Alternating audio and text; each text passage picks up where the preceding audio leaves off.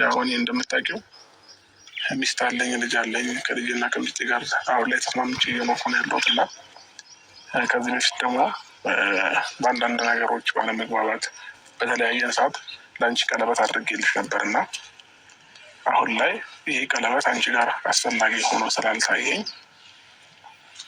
እኔም አሁን የራሴን ህይወት እየኖርኩኝ ስለሆነ ያደረግኩልሽን ቀለበት እንድታወልቂ ብዬ ነው ዛሬ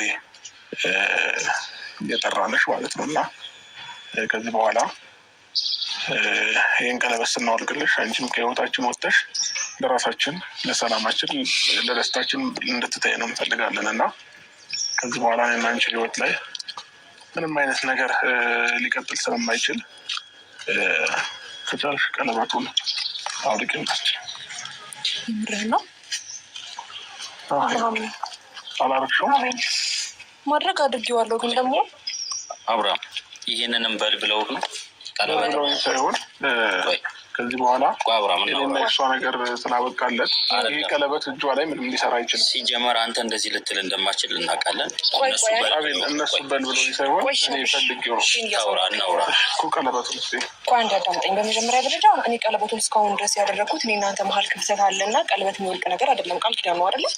ከዛ ባለፈ ደግሞ ነገ እኔ እናንተ ምን አይነት ነገር ውስጥ እንደሚያጋጥመን አይታወቅም። ትንሽ ክፍተት በተፈጠረ ቁጥር ቀለበት ማውለቅ ተገቢ ነው ብለህ ታስባለህ?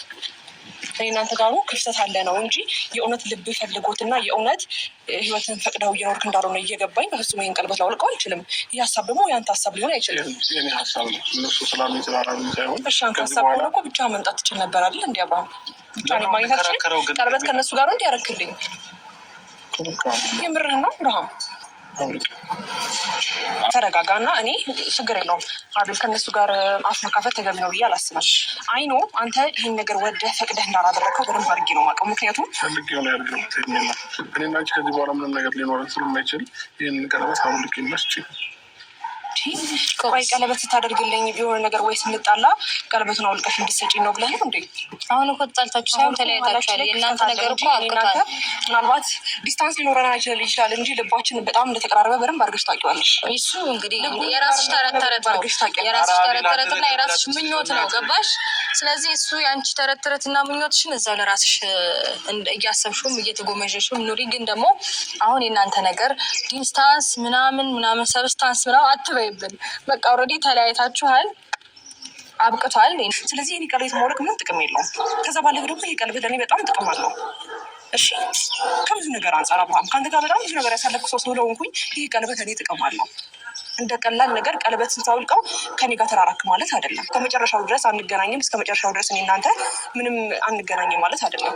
ትገናኘው እኮ ለምናገባት ከዚህ በኋላ የሚያገናኘን ነገር አይደለም። ለምን ተስፋ ትቆርጣለች?